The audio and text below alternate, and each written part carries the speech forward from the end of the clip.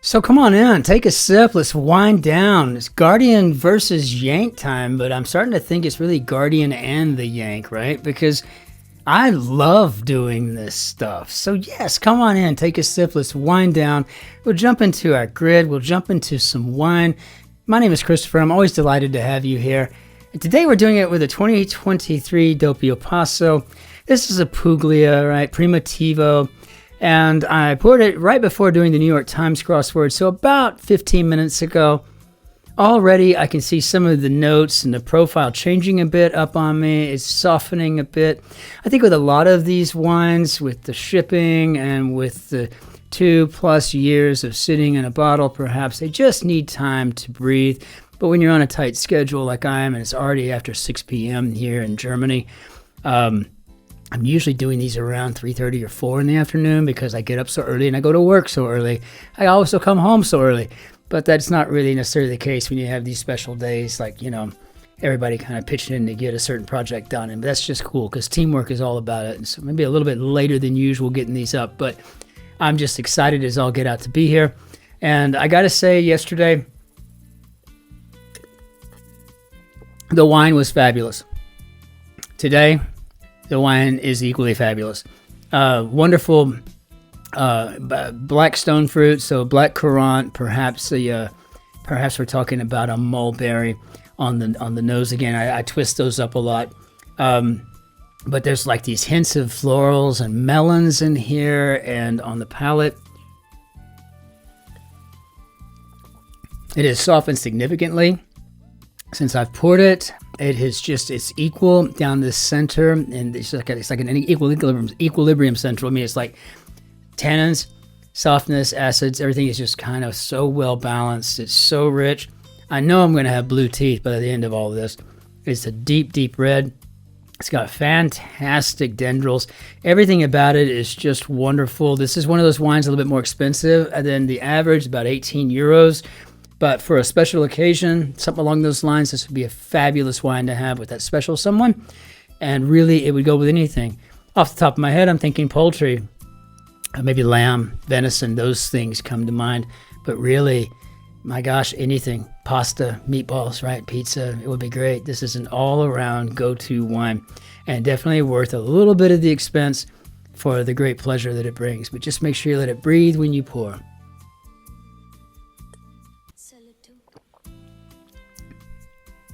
Fabulous, fabulous, fabulous. So let's go ahead and hop into our grid. And I got to say, I heard from some wonderful folks yesterday.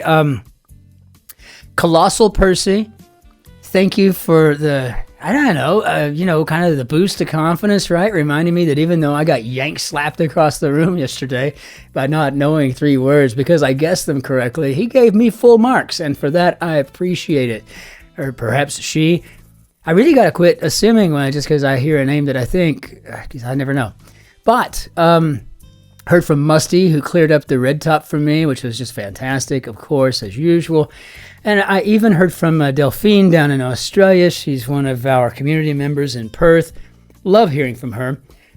We are exactly, well, I was born on March 8th of 72. She was born on March 6th of 73. So I guess that makes her less than a year younger than me. I don't know. I have to do the math, but I think it would be March 8th to March 8th would be a year. So she's 2 days shy of a year younger. That's really interesting. But it's amazing the people that you meet, you do. But the coolest thing yesterday is I heard from Colonel Michel Voorhees, one of the senior field grade officers that was on my 5th deployment with me. We were in Basra, southern Iraq. And she was the G5 plans guru person thing. She did all that stuff. Maybe future operations. I don't remember. And I'm sorry, Colonel V. I don't remember, ma'am. It's been a long time. 15 years. But it was great to hear from her. And apparently she was screaming, hey, full marks, right? You know, and I was like, I thought I could hear you screaming from the future through the monitor. But yeah, it was really cool. But it's just nice to see everybody just comes together. It just makes me so happy to see our global audience is just there. So please, if you ever think to yourself, I wonder if I should comment. Yeah, you should. I would appreciate that very much. I love hearing from everyone. It always brightens my day. It is the high point of my day. So let's very carefully get this mouse in here so that we don't disturb the force. These grids are so finicky. Like that cucumber sandwich I had at tea. Okay, effect. Moment of collision. And in fact, well, we're talking about maybe impact here. Rainbow color could be indigo. If you didn't see the Sunday New York Times solve this couple of days ago, that was good. And they used the Roy G. Biv acronym through it along with illustrated colors. It was fabulous. They had the colors of the rainbow in there. So, you know, red, orange, yellow, green, so on. So it was fabulous. Went all the way through the Biv, the whole 9 yards, the indigo, the violet. It was wonderful. That was a great grid and very cleverly done. Geek in the US at 5 with a D. So we can't call it a dork. If that D is right, we have to go with a dweeb. Interesting, these are things I was never called. A little scrawny little guy always, but I guess I had a little bit of a cool factor. I don't know. Maybe I was just because I was not afraid to fight if I had to.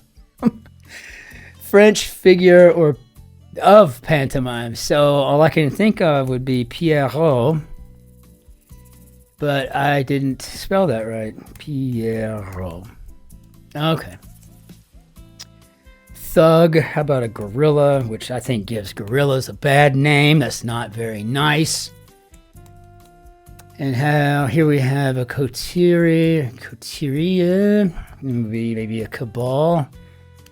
I can see that sense of the definition, but when I think of in American English, if I was talking about a coterie, I would probably be thinking like a think tank or a group of, you know, maybe a special interest group or, you know, whatever, a club, you know, that have the same interests. It's very, very interesting. Shut out. Bind. One-piece swimming costume. Slow walker. Thriller writer Eric. Died 1998. No, that would be Eric Ambler. OBE, I think. I always think to myself, because I'm not British, I don't know. But what do you do? I see there's so many people that were an OBE or a CBE or a member of the British Empire, MBE. I just think, well, what do you got to do to get that one kick up to where I can be like Sir Christopher, Lady Jerry or however that works, right? I mean, I want to know. How do we do that? So I still don't quite know what this could be. Maybe a mankini? Bind. Pack animal. Gonna go with a llama.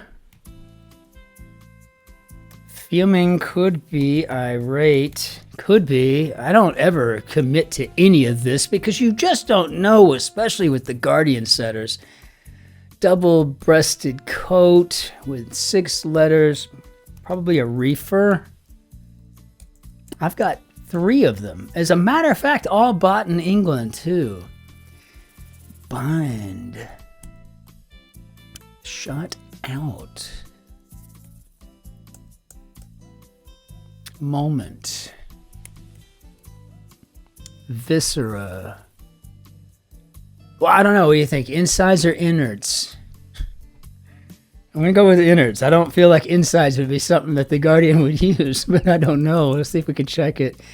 Emasculate. Oh, so I think we've got an unman or a D-man. Let's check our M here. Scrooge, absolutely a miser. Doesn't mean that's the right answer.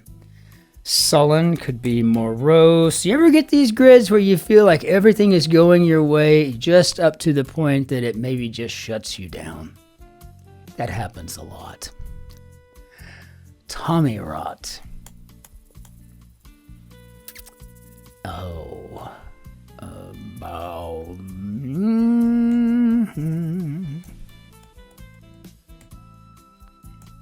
hovering hunter. This could be a kestrel. I'd gotten this clue a few times in a row a few years back, to the point that I had to, when I finally figured out what was going on, I wound up watching a couple of documentaries on that bird. And there are people, I mean, they train these things. It's like a whole subculture of, it was really cool. But that's what I always try to tell people. When you get an opportunity, you fix something, you get something in the grid, and you learn it, like, oh, okay, that's what it is, and it just quickly leaves your mind. But not if you take the time to really bone up on that subject in the process. Then all of a sudden it kind of stays with you for life, or at least reminds you when you get enough letters, kind of, jar your memory, right? Jar your memory or jog your memory? They jog your memory. I don't know. Tommy rot. So now we have a K and an M. So now I'm thinking bunkum, which is something I learned right here in this Guardian grid, which now tells me that we are talking about unman, to emasculate. And that, I don't think there's a better definition. Shut out. Gunners from London. And I think we could be talking about the Arsenal. European capital, 5. Oh, is this an F? Sliver of fish or coconut. And I guess that could be a flake. And that tells me that we've got Sophia. Very nice. Speaking of that part of the world, yeah, my friend Bram, it was just on his way down there. Got here Saturday and left Sunday morning. Croatia bound. Warning. Upper edge of a ship's side, and that is a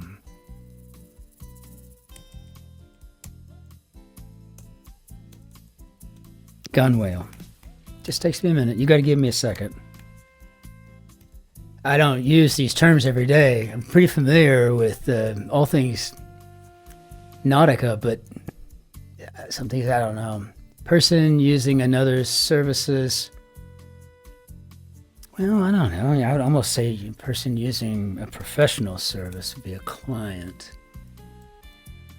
Warning, I guess, could be a caveat. But again, it's not very, we wouldn't use that too much in Yank English, but I'm a huge British literature snob, so I kind of get it. But yeah, I mean, a caveat would be, I don't know, it's just kind of like, hey, this is a condition, so this is on a condition. I'm going to give you X amount of dollars per month for the rest of your life because I love you. But here's the caveat. You got to finish your degree and you got to maintain A's while you're in school. That kind of thing, That's the caveat that we would use. A warning, it is. Warning, this money's going to be cut off if you don't finish your education and make good grades. But, I think we would just flat out call that a warning. One-piece swimming costume. And now that we've got that eye there, I guess I'm just going to have to take a leap and go with mankini. But I can tell you, it's just not something I was expecting. But when the M showed up in, in Ambler, bind. Oh, I see. So this could be to bandage. Gotta take myself out of my Yank mindset. Shut out. So I guess that could be to blackball. Yeah, I don't know the etymology of that term, but I really want to find that out. I mean, really, that's interesting. And a moment, I'm assuming, could be a twinkling. All right, so I'm not going to beat around it. I mean, let's see what we got. I feel pretty good about it, to be honest with you. I don't feel like I feel like I could have fat-fingered something easily, but I don't feel bad about this grid. I'm just hoping that maybe I can get a W. If not, I'll gladly take the Yank slap. Get a chance to learn something that way. All right, so I think I did that enough, and I'm not seeing any blanks here. And yes, this is the face not of bemused resignation, but of absolute joy. This is great. These are the things I need on occasion. It would be so hard to just every day step into this thing and just yank slap. It's nice every now and then for some of my work to get to pay off, like understanding, like bunkum, right? Understanding. Well, that's what I know. That's what I learned specifically from the Guardian grid that I was able to use today was bunkum. But yes, what an awesome grid. Fantastic. I am so excited about this. I'm dead serious. One of these days I'm going to have these all printed out on fine linen paper where I got my W's, and I'll just have to frame them in a series. Maybe like a portrait album book where people can go through and see the days that I didn't suffer tremendously. What a beautiful grid. Let's go ahead and bring down our Benier Dadu. And thank you. My name is Christopher. I'm delighted that you're here to solve these with me, and I want to thank you all again so very much for the comments and just all the support. It means the world to me. This community is growing, and we're getting ready to install some of the new benefits for everybody that we'll have, which is going to be very nice, and we've grown to that point now, and we're able to do it, and I'm excited as all get out. We just want to make sure that we remain egalitarian, truly focused on everybody, right? And making sure that our efforts are more or less altruistic to the nth degree. And with that said, so thank you for the support. We're only like 12 people away from having 600 subscribers, and Christopher's Eve is on Friday. My birthday's on Saturday, so very exciting time. I'd love to have that be my gift. So if you can afford to subscribe for me, I'd appreciate that. It doesn't cost a dime, but it does take a minute to go click the button and all that. And I would appreciate that very much. I never hardly ever ask. I'm just trying to push this right now, and then I'll be quiet for a while. If you, in the meantime, till I see you tomorrow. Yes, it's late. Ich wünsche Ihnen einen schönen Tag noch. Be good to yourselves, your friends, your neighbors, all that stuff. Be especially kind to the person behind the queue, and I cannot wait to see you tomorrow for the Wednesday Guardian. Be well out there. Cin-Cin, toodle pip.